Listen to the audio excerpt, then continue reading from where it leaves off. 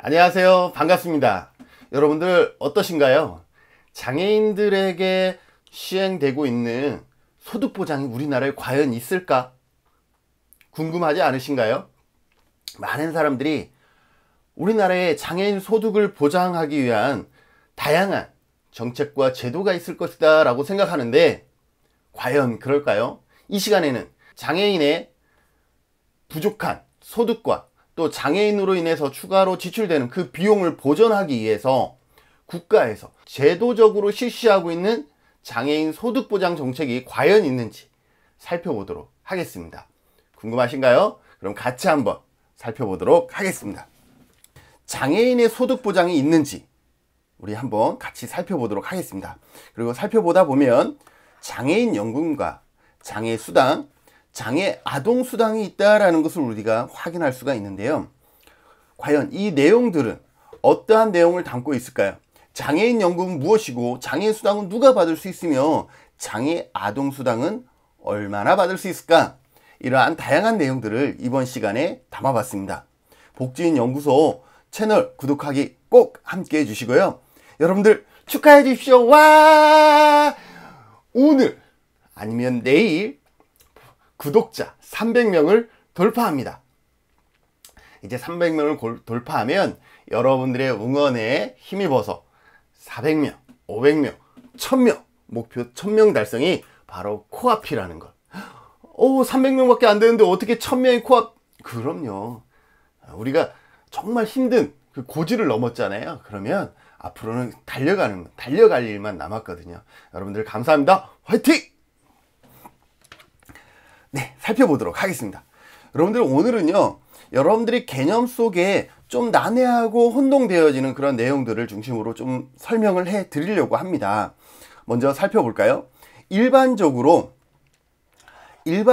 소득이란 무엇을 얘기하냐면 우리가 다양한 소득이 있겠지만 어떠한 나의 노동의 대가를 통해서 받는 근로소득, 더불어서 우리가 각종 국가에서 받고 있는 공공부조라든지 사회보험이라든지 사회수당과 같은 이 사회보장 소득을 합쳐서 소득이다 라고 얘기를 합니다. 물론 이거 외에 다양한 소득들이 있겠죠. 뭐 공적 이전 소득이라든지 사적 이전 소득이라든지 이러한 소득이 있겠습니다. 그러나 일반적으로 소득은 노동을 통해서 얻게 되는 임금 소득과 공공부조, 사회보험, 사회수당과 같은 사회보장 소득이 있는데, 소득보장 정책이라는 것은 그죠? 이 소득보장 정책도 크게 해석할 수도 있고 좁게 해석할 수도 있는데, 간단하게 보면 소득보장 정책이라는 것은 여러 가지 이유로 소득이 끊기거나 줄어서 생활이 어려운 저소득자에게, 무슨 말인지 아시겠어요?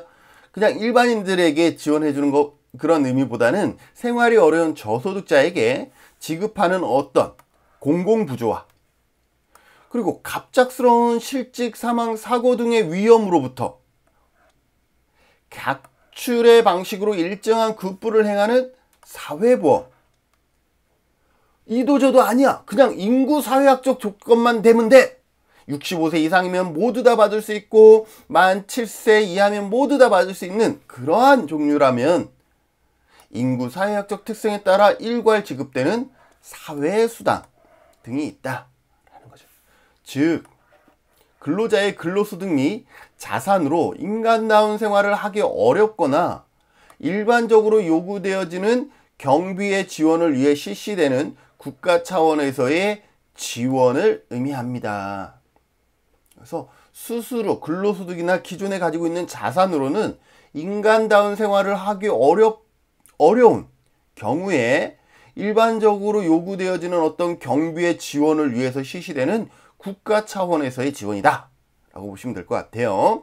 자, 그러면 일반적으로 소득은 그런데 장애인 또는 장애인 가구의 소득은 어떤가 라는 거죠. 일반적으로 다 그렇지는 않습니다.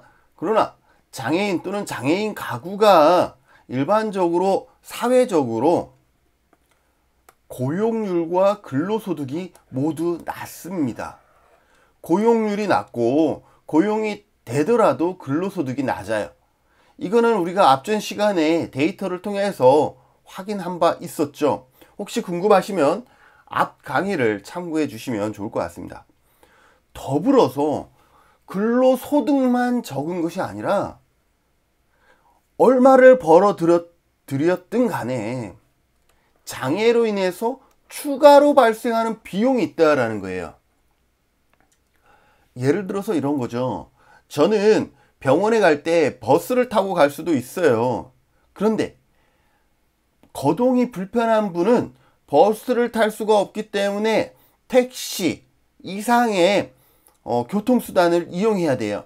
그러면 버스비 1,000원이면 될 비용을 택시를 탐으로 인해서 10,000원, 20,000원을 지출을 해야 된다라는 거죠. 그리고 저는 특별히 1년에 한번 감기 걸리지 않는 이상 병원에 가지 않아도 돼요. 근데 장애인은 수시로 정기검사를 해야 되고 재활치료를 받아야 되고 이러한 과정들이 있다라는 거죠. 그러면 일반인들이 쓰지 않아도 되는 그러한 재활치료라든지 여러 가지 요인에 의한 추가적인 비용들이 발생해요. 결국은 소득은 작고 이 소득 중에 추가적으로 발생하는 비율은 일반인들보다 많은 이러한 형태를 가지고 있죠. 그래서 결국 장애로 인해서 고용 환경에서 배제되고 또 낮은 임금을 받고 더불어서 장애로 인해서 추가적으로 발생하는 비용, 이 두 가지 요인으로 인해서 장애인 가구의 삶은 매우 열악한 수준이다 라는 거죠. 자, 그런데 이처럼 장애인 가구의 삶은 매우 열악한 수준이라고 했는데 봤더니 장애인 가구의 소득과 지출 비용이 비장애인 가구에 비해서 더욱 열악함에도 불구하고 장애인 가구에 대한 일반적인 소득 보장은 없는 상태다라는 거예요. 이게 과연 무슨 말일까? 아니, 교수님 설마요. 설마 그럴까요? 즉, 장애인 가구이면서 소득 수준이 일정 수준 이하인 국민기초생활수급자나 차상위 계층의 경우에만 한정적으로 소득 지원이 이루어지고 있습니다. 이게 애매한 거죠. 장애인이라서 소득 지원을 해주는 건지 저소득층이라서 소득 지원을 해주는 건지 참 애매하다라는 거죠. 그래서 장애가 있기 때문에 보편적으로 소득 지원을 해주는 것은 없다라고 보셔야 될 것 같습니다. 무슨 말인지 아시겠어요? 잠시 후에 설명을 더 덧붙여 드릴게요.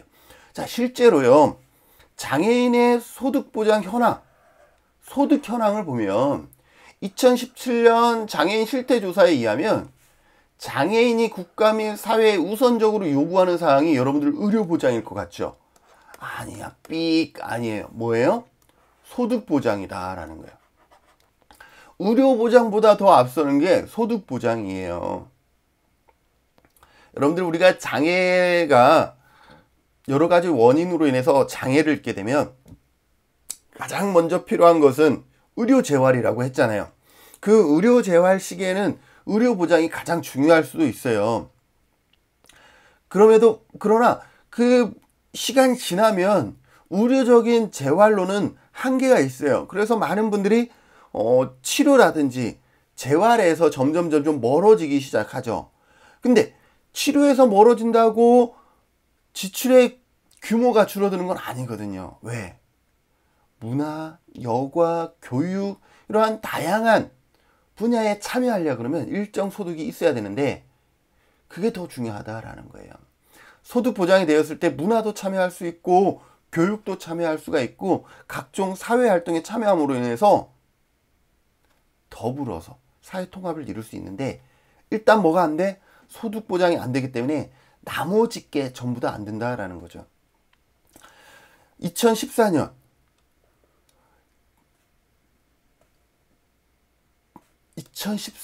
장애인 연금 수준, 이거는 통계가 아니라요. 2014년에 뭐가 있었냐면 장애인 연금 수준이 확대가 됐어요. 2014년 7월 이전에는 장애인연금이, 좀 이따가 우리가 장애인연금에 대해서 살펴볼 건데, 장애인연금이 96,800원이었어요. 96,800원이 아니고 96,800원이었어요. 그런데 2014년 7월 20만원으로 껑충 2배 이상 뛰었죠. 왜 이렇게 2배 이상 뛰었냐 하면 2014년 7월부터 우리나라에 뭐가 시행됐어요? 기초노령연금이 폐지가 되고 기초연금이 시작이 됐죠. 제정이 됐죠. 기초연금과 장애인연금은 그 기본급여가 같아요. 장애인연금이 왜 그렇게 2배 이상 뛰었느냐 하면 이 장애인연금이 무슨 연금과 금액이 같다고요? 65세 이상 어르신들에게 지급되는 기초연금과 금액이 같게 만들었어요. 그러면서 금액이 2배 이상 뻥 친 거죠. 자, 그러니 그동안 장애인연금 96,000원을 받던 분이 달이 바뀌면서 14년 6월까지는 이렇게 받았다가 7월부터는 20만원 받으니까 가구소득이 좀 더 늘어났잖아요. 그럼에도 불구하고 비장애인과의 격차는 여전히 존재했다라는 거죠. 실제로 2019년 장애인 통계 연보를 보면요. 2019년 장애인 통계 연보인데 찾아보면 19년 데이터는 없어요. 그래서 이 교재에, 이 연보에 16년 기준이 명시가 되어 있는데 16년 기준 장애인 가구의 빈곤율은, 우리 빈곤율도 배웠어요. 그죠? 41.2%예요. 무슨 말인지 아시겠어요? 장애인 가구 중에 우리가 이 빈곤선으로 설정한 이 비율이 이 비율 이하의 가구가 41.2%예요. 그런데 전체 가구인 경우는 얼마냐? 전체의 가구인 경우는 19.8%. 즉 장애인을 포함하고 있는 장애인 가구는 빈곤율이 일반 가구보다 2배나 더 높다라는 것을 확인할 수가 있죠. 자, 그러면 교수님께서 우리나라 장애인을 위한 소득보장 정책 없다 그랬어요. 그죠? 설명할게요. 자, 소득보장 정책은 일반적으로 공공부조와 사회보험과 사회수당으로 이루어진다 그랬는데, 자, 우리나라의 공공부조에 봅시다. 가구 또는 개인의 소득이 빈곤선 이하일 때 지원되며 장애인이라고 제공되는 공공부조는 없다. 없다라는 거예요. 무슨 말인지 아시겠어요? 공공부조.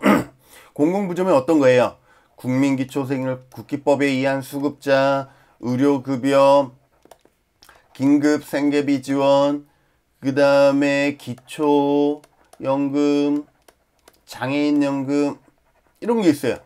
자, 그런데 여기에서 장애인이라고 제공되어지는 것이 있나요? 있어. 이거 장애인연금, 교수님 장애인연금이라고 지금 얘기했잖아요. 장애인연금 있긴 있네요. 그러면 다시 다음으로 가봅시다.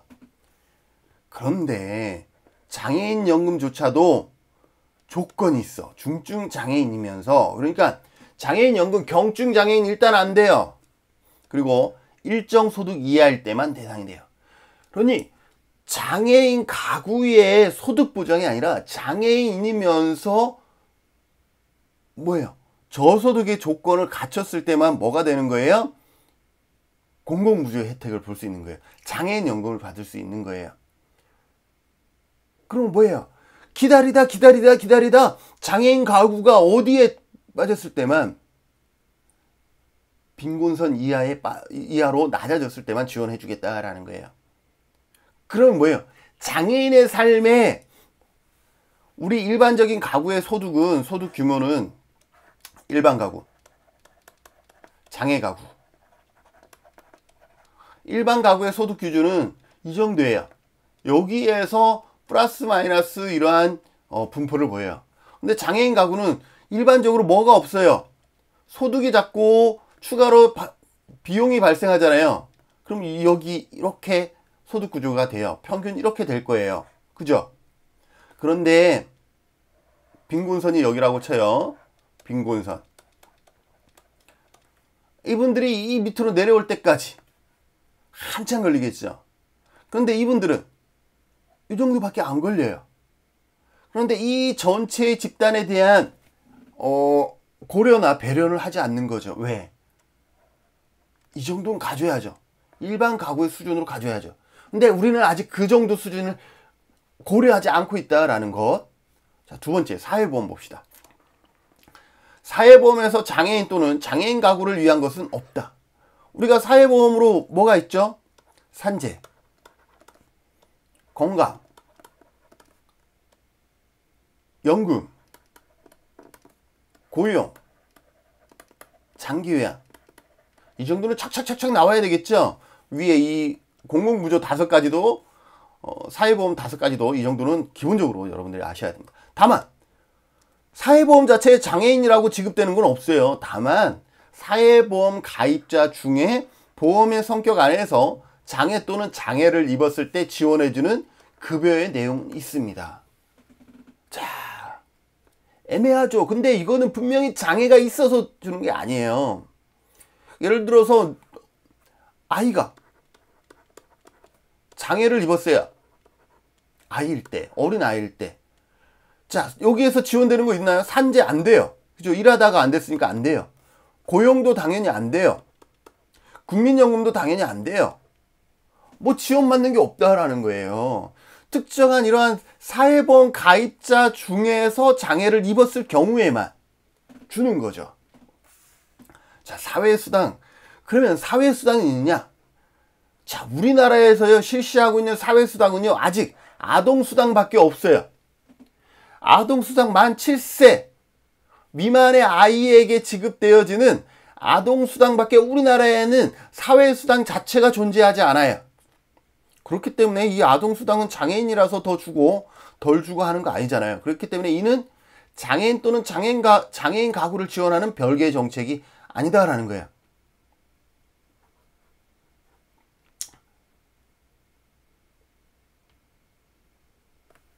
오타가 있네요. 그죠? 장애인 가구를 지원하고 있는 별개의 정책이다. 이거하고는 별개의 정책이다라는 거예요. 자, 그런데 이건 있어요. 교수님, 우리나라에 분명 사회수당은 아동수당밖에 없나요? 우리나라의 사회수당은 아동수당밖에 없고요. 경기도에 지금 하고 있는 청년 기본소득 여러분들 들어보셨나요? 경기도에 청년 기본소득이 있는데 이거는 사회수당 성격을 띠고 있지만 이거는 경기도 지역에서만 실시하고 있어요. 우리나라가 아니라. 그런데 경기도 지역에 3년 이상 거주한 청년에게 연속으로 3년이고요. 불연속으로는 10년 이상 경기도에서 생활한 청년에게 만 24세가 되었을 때 1년 동안만 소득에 상관없이 4분기로 25만 원씩 지급해 주는 거예요. 25만 원. 그래서 총 100만 원을 지원받게 돼요.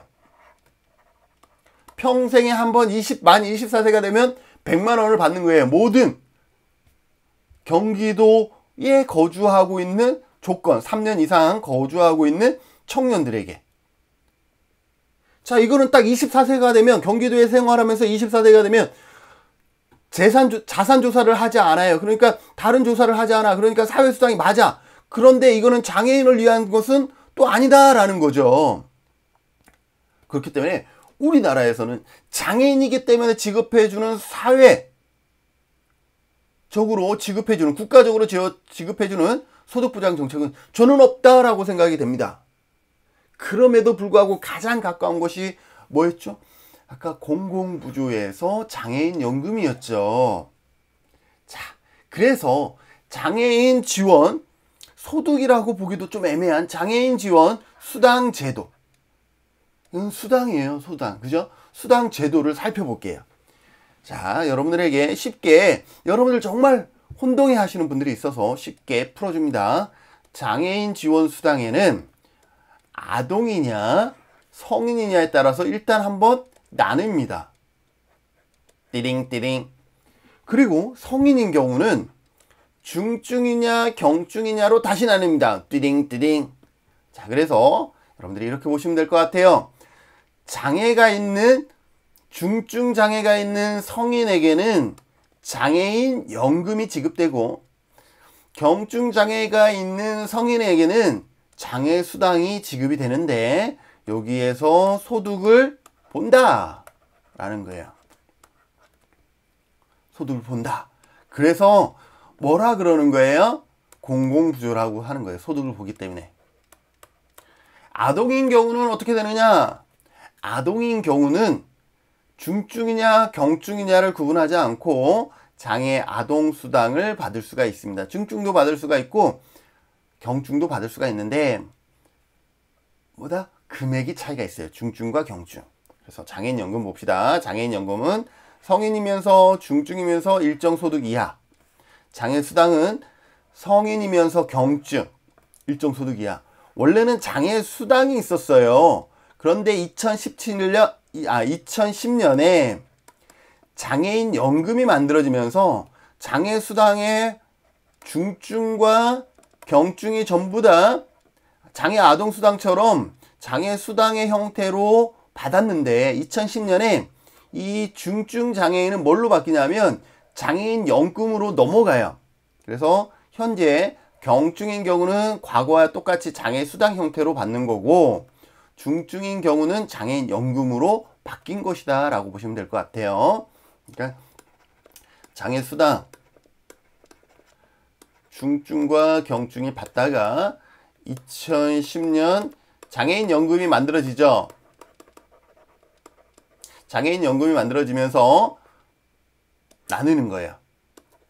장애 수당은 경증은 장애 수당으로 중증은 장애인 연금으로 이렇게 나누어진 거죠.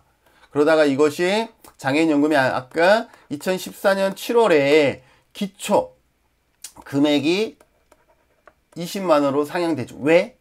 Why? 기초연금이 실시되면서 이 기초연금 금액에 이 금액을 맞춘 것이다 라고 보시면 될 것 같습니다. 자, 그러면 이제부터 장애인 연금 제도에 대해서 살펴보도록 하겠습니다. 장애인 연금 제도라는 것은요, 중증 장애인에게, 그러니까 장애인 연금은 중증이라 해야 되는 거예요. 근로능력 상실 또는 현저한 감소로 인해서 줄어드는 소득과 장애로 인해서 추가로 드는 비용을 보전하기 위해서 매월 일정에게 그 연금을 지급하는 사회보장 제도이다. 자, 이 중증 장애인 연금에는 여러분들 두 가지 기억하셔야 돼요.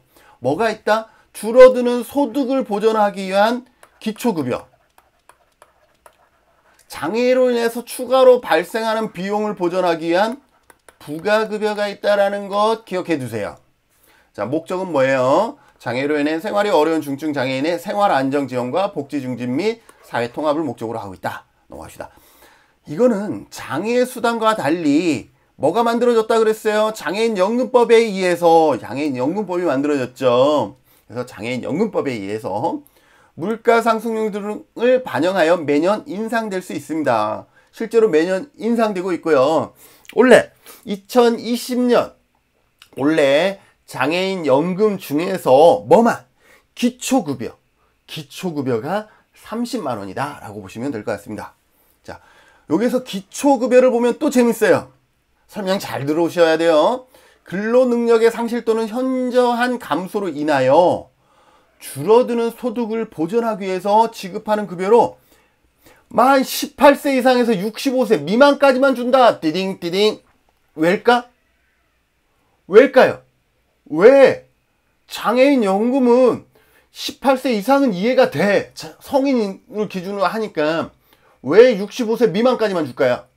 그 해답은 여러분들이 제가 이미 설명했어요. 우리나라는 장애인 연금을 받다가요 64세까지 받다가 65세가 되면 기초연금으로 바뀌어요. 앞전에 설명할 때 장애인 연금이 기초연금에게 그 급여를 맞췄다 그랬죠. 금액을. 그래서 64세까지 장애인 연금 받다가 65세가 되면 노인이 되신 거잖아요. 그래서 노인이 됐기 때문에 장애인 연금은 중지가 되고 자동으로 기초연금으로 전환이 된다라고 보시면 될 것 같습니다. 그렇기 때문에 65세 미만이라고 한 거예요. 여기서 끝나는 것이 아니라 65세 이상 되면 무슨 연금으로 바뀐다? 기초연금으로 바뀐다라고 보시면 될 것 같습니다. 자, 이 기초급여는 뭐에 대한 보상이었죠? 줄어드는 소득을 보전해주기 위한 급여였다 그러면 부가급여가 있어요. 부가급여는 장애로 인해서 추가로 드는 비용의 전부 또는 일부를 보전해주기 위해서 지급하는 18세 이상. 여기에는 65세 미만이라는 단어가 있어요, 없어요? 없죠.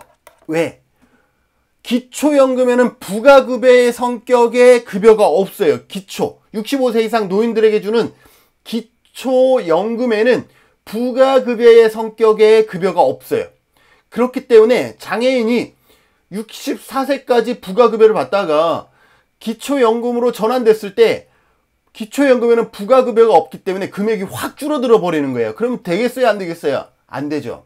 그래서 부가급여는 쭉 기초연금을 받더라도 장애인들의 부가급여는 계속 연금을 받을 그런 어떤 조건이 되는 한 계속 지급이 된다라고 보시면 될 것 같습니다. 이해되시나요? 네. 자, 그러면 좀 더 자세히 살펴봅시다. 장애인 연금 대상 일단 만 18세 이상 등록한 장애인 연금법상 중증 장애인이라 해야 되는데 중증 장애인은 뭐냐? 이거예요.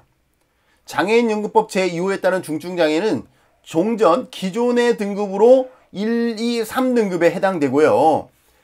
종전 3급의 중복장애, 그죠? 종전 3급에 해당하는 장애 외에 추가 장애를 하나 이상 가진 자라는 거예요. 그러니까 상급인 경우는 중증 장애인은 아니에요. 그러니까 이 중증 장애인이라는 것은 1급과 2급이에요. 기존에 보면. 근데 상급인데 상급만 있으면 안 되고 상급이면서 그 외에 추가 장애가 있으면 이 사람도 이 장애인도 중증 장애로 보겠다라는 거예요.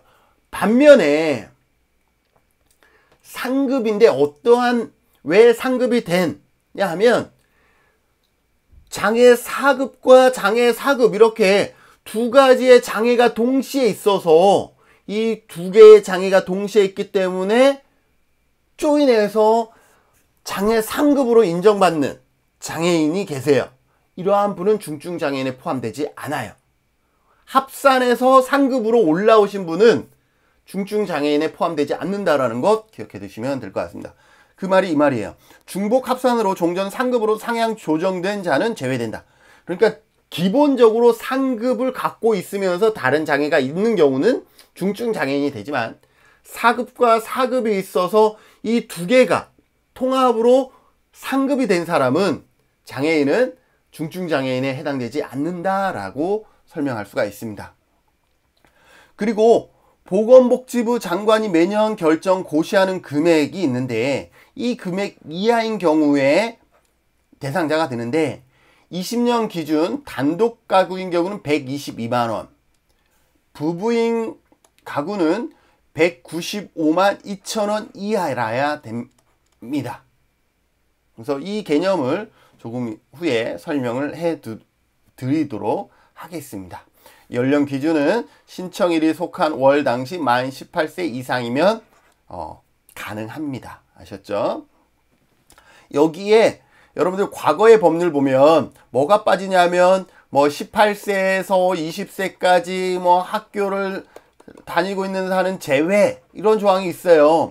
근데 이런 조항이 빠졌어요. 그냥 18세 이상이면 되는 거예요. 나이 기준은. 아셨죠? 지원 내용을 볼까요? 그럼 과연 어느 정도 수준을 지원받을 수 있느냐? 기초급여. 장애인연금은 기초급여와 뭐가 있다 그랬어요? 부가급여가 있다 그랬죠? 그러니까 이 둘을 나누어서 살펴봐야 돼요. 기초급여는 만 18세에서 64세까지 매월 받게 되죠. 2018년 4월 20만원, 2018년 9월부터는요 25만원 받았었어요. 그런데 지금 몇 년도예요? 네, 2019년 4월에서 12월 사이에 30만원과 25만 3,750원 이렇게 두 가지로 이렇게 나눠져 있었어요. 무슨 말인지 아시겠어요? 그 중에 생활이 어려운 생계 의료급여, 이분들은 기준 중위소득에 얼마예요? 의료급여가 40이잖아요. 그래서 40% 이하인 경우는 30만 원을 받았고, 여기는 뭐예요? 50% 이하. 50% 이하인 차상, 여기에서부터 소득 하위 70%까지는 25만 3천 원, 이렇게 두 가지로 나누어졌다가 2020년 1월부터 어떻게 돼 있어요? 생계 의료급여 및 차상위 계층까지 모두 얼마 받고 있다? 30만 원 받고 있다. 기억해 주세요. 30만 원 해마다 바뀌는 거예요. 이걸 얘기해 주고 싶은 거죠. 해마다 급여가 상향이 되는데 원래 얼마 받고 있느냐? 장애인 연금의 기초급여는 30만 원입니다. 그러면 기초연금은 얼마 받을까요? 띠딩 금액이 같다 그랬으니까 30만 원 받는 거예요. 이렇게 여러분들이 유추할 수 있어야 되는 거죠. 네, 부부가 만약에 모두 받을 경우에는 기초급여액의 20%를 감액합니다. 이거는 기초연금도 동일하죠. 노인들에게 지급되는 기초연금도 마찬가지. 부부가 받을 때는 20%를 감액해서 받죠. 20% 감액하니까 38, 24, 80%를 받는 거니까 24만 원을 받게 되는 거죠. 자, 65세가 되면 어떻게 된다 그랬어요? 동일한 성격의 급여인 기초연금으로 전환하고 별도로 신청할 필요는 없습니다. 그래서 장애인 연금의 기초급여는 이제는 미지급되죠. 왜? 기초연금으로 전환이 됐기 때문에. 자, 이번에는 부가급여를 볼게요. 부가급여는 만 18세 이상, 몇 세 이하라는 조건이 있어요, 없어요? 없어요. 그리고 생계, 의료, 주거, 교육급여 수급자와, 이거를 다른 말로 하면, 그죠? 국기법에 의한 수급자와, 그죠? 수급자와, 차상위 계층. 차상위 계층은 뭐예요? 중위소득의 150%, 그죠? 여기 있네요.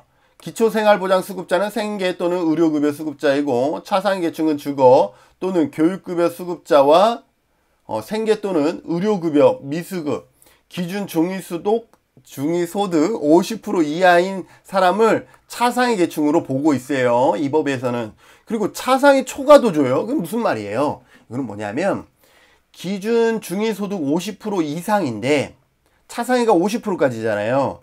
그러니까 기준 중위소득의 50% 이상인데 차상위 초과는 50% 이상인데 뭐보다 낮은 장애인 선정 기준액이 있었죠? 얼마였어요? 여기 장애인 선정 기준액 20년 기준 단독 가구는 122만원, 부부가는 195만원. 그 해당 여기에서부터 그 기준 사이에 있는 이 세대를 차상위 초과 세대라고 하는 거예요. 자, 그래서 금액은 얼마냐? 기초생활보장수급자, 생계의료수급자는 얼마냐 하면 65세 미만인 경우는 8만원. 왜 이게 나이가 나눠지는지 아시겠죠? 부가급여는 65세 이상 돼도 준다 그랬으니까. 65세 이상인 경우는 38만원. 38만원 줍니다. 보장시설 수급자. 보장시설에 들어간 수급자는 65세 미만도 65세 이상도 안 줘요. 왜? 그 지원을 보장시설에다가 지원해 주는 거죠. 차상위 계층은 주거, 교육급여 수급자는 65세 미만이 7만원, 65세 이상 7만원인 거예요. 자, 그러니까 생계의료는 8만원, 38만원 나눠주고 차상위 주거와 교육급여 수급자는 7만원, 7만원을 받는 거예요. 그리고 차상위 초과인 경우는 얼마를 받아요? 65세 미만은 2만원, 65세 이상은 4만원을 받는다 라고 보시면 되겠습니다. 여러분들 그래서 약간 구분해서 살펴봐야 될 것 같고, 신청 방법은 주소지 읍면동 주민센터인지 행정복지센터인지 우리나라는 참 명칭 통일을 못해서요. 어떤 데 가면 행정복지센터, 어떤 데 가면 주민센터, 어떤 데 보면 읍사무소, 동사무소, 그죠? 온라인 신청으로 하셔도 됩니다. 자, 장애수당 볼게요. 자, 이번에 강의가 좀 길지만 여러분들에게 유익한 것이기 때문에 그냥 진행하도록 하겠습니다. 지원 대상은 기초생활보장수급자 및 차상위 계층 중 만 18세 이상. 자, 만 18세 이상인데 누구? 장애인 연금법상 중증 장애인에 해당하지 않는 이에요, 않는. 그래서 다른 말로 말하면 뭐예요? 경증 장애인에게예요. 그러니까 종전의 3에서 6급에 해당되는 거죠. 선정 기준은 소득 인정의 기준이 기준 중위소득 50% 이하일 때.